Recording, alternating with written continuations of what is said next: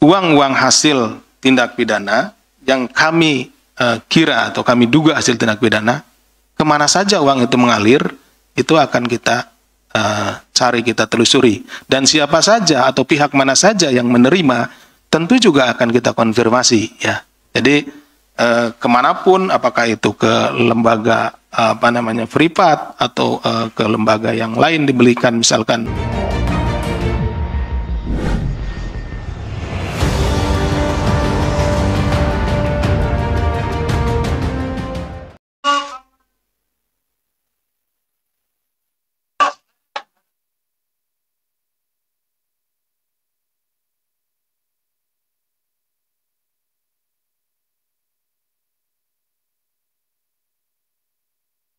Assalamualaikum warahmatullahi wabarakatuh. Yang saya hormati Bapak Asep Guntur Rahayu selaku PLH Deputi Penindakan, rekan-rekan jurnalis yang hadir hari ini.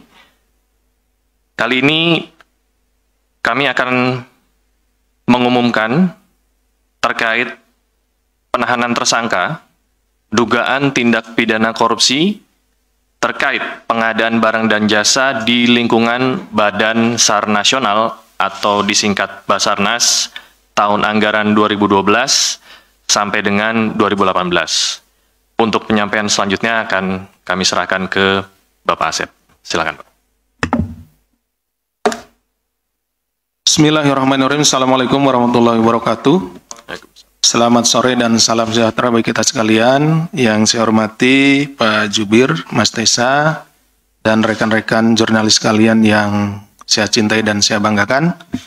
Pada sore hari ini, seperti tadi disampaikan oleh Mas Tesa, kami akan mengumumkan penahanan tersangka dugaan tindak pidana korupsi terkait dengan pengadaan barang dan jasa di lingkungan Badan SAR Nasional tahun anggaran 2012-2018. Tindak pidana korupsi tersebut terkait dengan pengadaan truk angkut personil 4-wheel drive dan rescue carrier vehicle dan atau pengadaan barang jasa lainnya di lingkungan Basarnas tahun anggaran 2012-2018. Pada tahap penyidikan, KPK telah melakukan pemeriksaan terhadap saksi, ahli, kemudian telah melakukan upaya paksa, penggeledahan, dan lain-lainnya, baik di rumah, kantor, dan di tempat-tempat tertutup lainnya. Dan kemudian telah kecukupan bukti tercapai, maka kami menetapkan 3 orang tersangka. Yang pertama, Saudara MRB, pelaku kuasa pengguna anggaran atau KPA, Cestama Basarnas periode 2009 sampai dengan 2015. Yang kedua, Saudara AJS, selaku pejabat pembuat komitmen atau PPK, Kasubdit Pengawakan dan Perbekalan Direktorat Sarana dan Prasarana Basarnas periode 2013-2014. Dan yang ketiga, Saudara BLW, selaku Direktur CPDLM. Para tersangka selanjutnya dilakukan penahanan untuk jangka waktu 20 hari pertama, terhitung sejak hari ini, hari Selasa tanggal 25 Juni 2024, sampai dengan tanggal 14 Juli 2024. Penahanan dilakukan di Rutan Cabang KPK. Adapun konstruksi perkaranya adalah sebagai berikut. Sekitar November 2013, Basarnas mengajukan usulan rencana kerja anggaran Kementerian dan Lembaga atau RKAKL berdasarkan Renstra Basarnas tahun 2010-2014. Salah satunya adalah pengadaan truk angkut personil 4-wheel drive sebesar 47,6 miliar dan rescue carrier vehicle sebesar 48,7 miliar.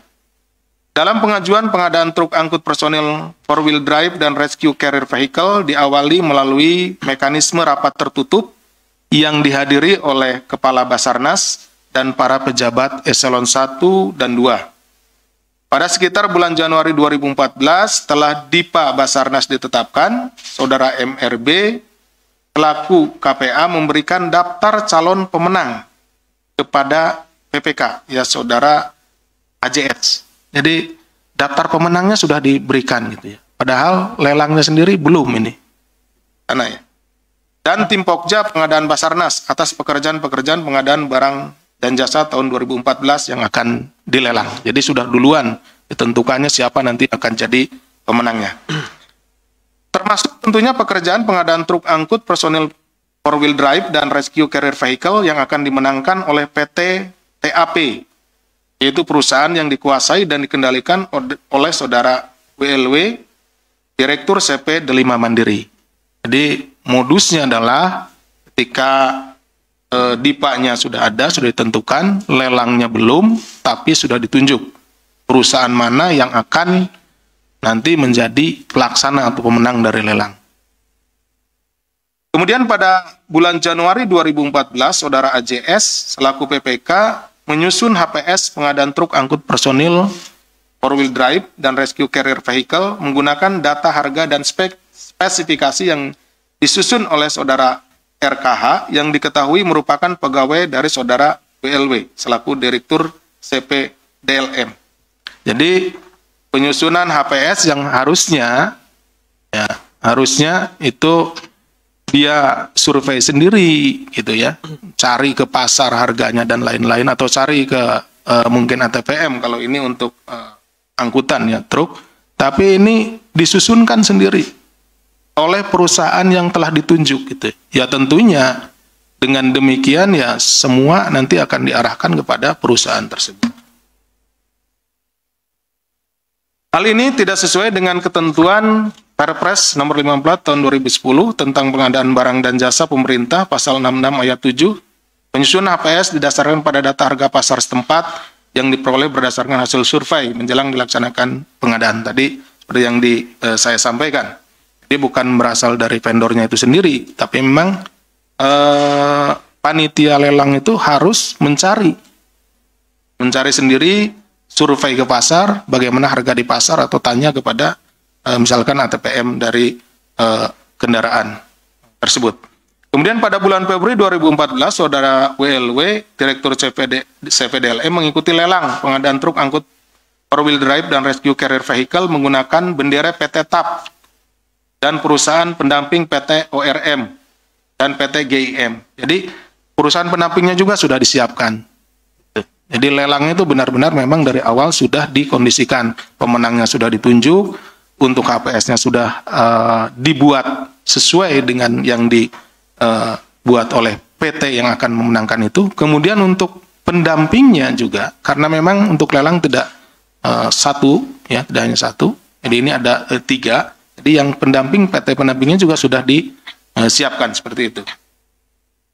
Pada bulan Maret 2014, tim Pokja Basarnas mengumumkan PT TAP menjadi pemenang dalam pengadaan truk angkut personil 4-wheel drive dan rescue carrier vehicle yang diketahui telah terdapat persekongkolan dalam pengadaan tersebut dan terdapat kesamaan IP address peserta, surat dukungan, serta dokumen teknis penawaran dari PT TAP dan perusahaan pendamping PT ORM dan PT GIM.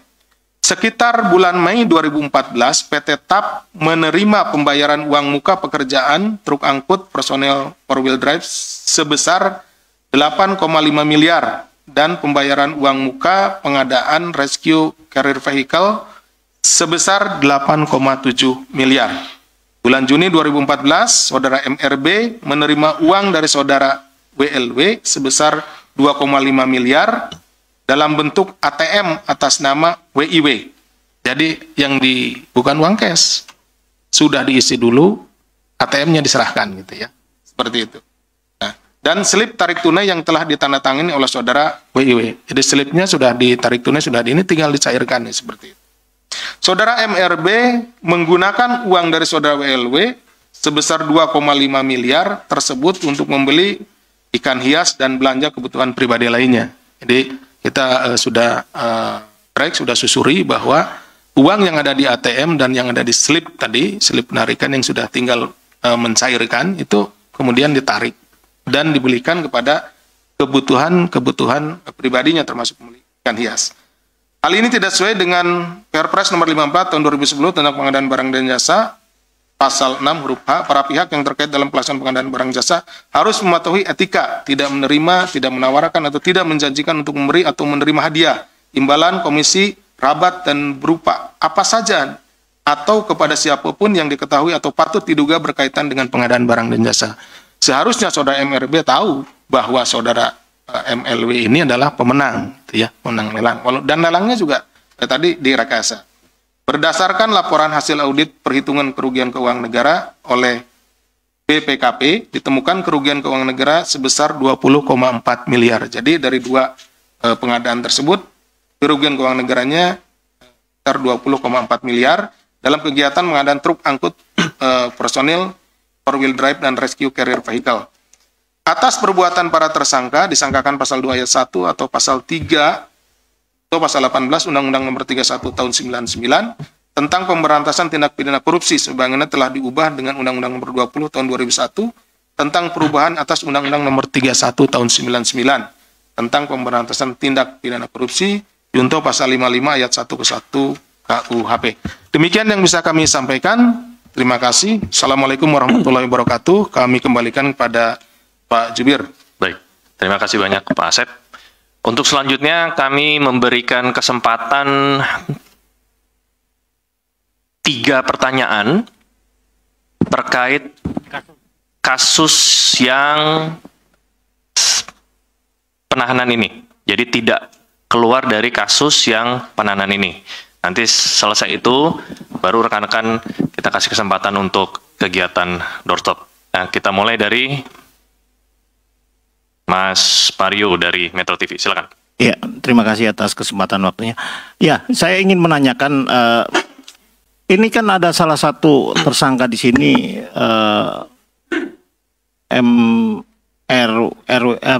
MRW ya. Nah, ini kan juga merupakan kepala dari Badan Penanggulangan Bencana PDIP. Gitu loh. Apakah memang ada kaitannya posisi tersangka ini misalkan ada konflik kepentingan? Artinya dia bisa saja pakai fasilitas negara di Basarnas ini untuk kepentingan partainya. Karena kan sama-sama satu jalur nih, yang satu penanggulangan. Itu pertama pertanyaan saya, apakah KPK sudah melihat itu? Kedua, selain itu kan beliau ini juga seorang komisaris di perusahaan apalah namanya itu. Apakah ada aliran ke perusahaan beliau ini? Nah, selanjutnya pertanyaan saya, 2002 atau 2003 lalu saya justru dari kasus ini yang kerap diperiksa itu mantan Sestama Basarnas, Dandang Arkuni. Itu hampir 6 kali diperiksa. Lalu apa peran beliau dalam kasus ini? Nah, ketiga, berkaca dari kasus Basarnas yang lain, yang sebelumnya KPK melakukan OTT, clear. Kabasarnasnya kena, sama di bawahnya ada. Nah, swastanya ada 2. Nah, yang menarik berkaca dari kasus itu adalah ketika ada pengadaan di Basarnas dan itu tercatat lengkap dalam namanya DAKO, buku DAKO, Dana Komando. Ini baru satu pengadaan loh. Bisa dibuka nih dakonya nih, siapa aja pengadaannya, kemana saja. Kalau berkaca dari kasus kemarin, itu tersangkanya 2, pemberinya 2. Di dakonya itu yang lebih besar dari yang interglobal apa itu. Yang ngasih itu lebih banyak, ada yang 20 M loh. Pengadaan perahu karet, pengadaan kantong mayat, pengadaan obat mayat hidup, misalnya mayatnya jadi hidup misalkan. Ya artinya yang kayak gitu di dako itu tercatat jelas loh. Nah, tinggalkan dari kasus yang ada di belakang ini, tinggal dilihat buku dakonya. Setorannya ke siapa saja. Oke, terima kasih. Ya, artinya pertanyaan saya, apakah sudah dicek? Ya, oke. Buku dako terkait pengadaan truk rescue ini. Baik. Oke. Dari Mas Mario ada sekitar 4 pertanyaan ya. Mungkin mau langsung dijawab atau kita tambah satu lagi penanya? Tambah satu penanya untuk perkara ini saja. Ini tadi kan disebut sama Pak Asep bahwa para tersangka ini sudah membelanjakan uangnya. Apakah ada indikasi mereka melakukan tindak pidana pencucian uang gitu? Itu aja sih, karena udah banyak kepada Mario. Oke, baik. Jadi untuk sesi ini kita tutup, kita berikan kesempatan ke Pak Asep untuk bisa menjawab. Demikian. Baik, terima kasih rekan-rekan sekalian. Ada 2 pertanyaan. Biasanya kalau yang ini kan juga sudah ada penjelasannya beberapa di yang tadi kami sampaikan. Jadi ada di sana sebagian. Itu seperti itu. Tapi yang biasanya nanti yang pertanyaan yang lebih banyak ya di luar perkara yang sedang saat ini kita sampaikan. Baik, dari Mas Mario terkait dengan salah satu tersangka MRB, Kepala Basarnas, ini sampaikan oleh Mas Mario adalah orang partai juga, dan apakah ada kemungkinan dan